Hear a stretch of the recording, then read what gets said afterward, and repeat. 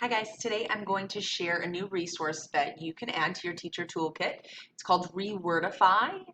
The website is just rewordify.com, and what I think that it will do is help you simplify the words, the vocabulary that you're using with your class and make it a little bit more understandable for our EV students. So you'll see here on the screen you have the example on the left says from frustration, where you have the original sentence, and then to understanding on the right, where the rewordify has highlighted some of the more complicated vocabulary. And then if the student is, say, on a Chromebook or computer, they'll be able to hover over and you can see that it shows them what the original word was. And so what that's going to do is just break down the more difficult, more complex English words that they are trying to acquire and hopefully make them a little bit more understandable to them.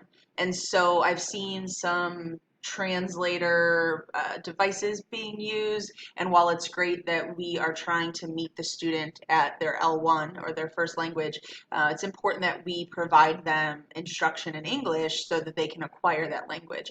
And so rather than giving them an entire assignment that's translated to Spanish or Vietnamese or whatever their L1 is, we want to try to just simplify the English, because sometimes it's just a matter of having some of that complex terminology that they're not understanding, which, side note, is also where those word walls are going to come in so that they can just easily access that vocabulary in your room.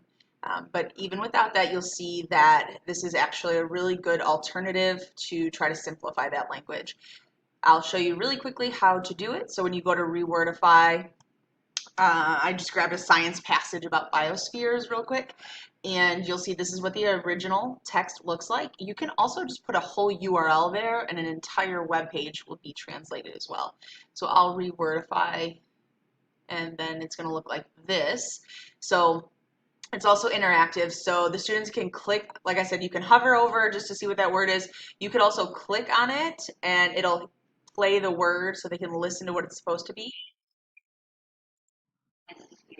Okay. So that's actually a great resource because remember, we're trying to get our kids to read, write, listen, speak in the English language. So having the ability to, you're probably saying something like this up front, but having them able to click on this word again and again and hear it the correct way is also really beneficial. It also lets them click on the non-highlighted words and it'll give them the definition here. So in the parts of speech, just like a dictionary would. So that's pretty cool. And I think that should be helpful for you. So let me know if you have any questions.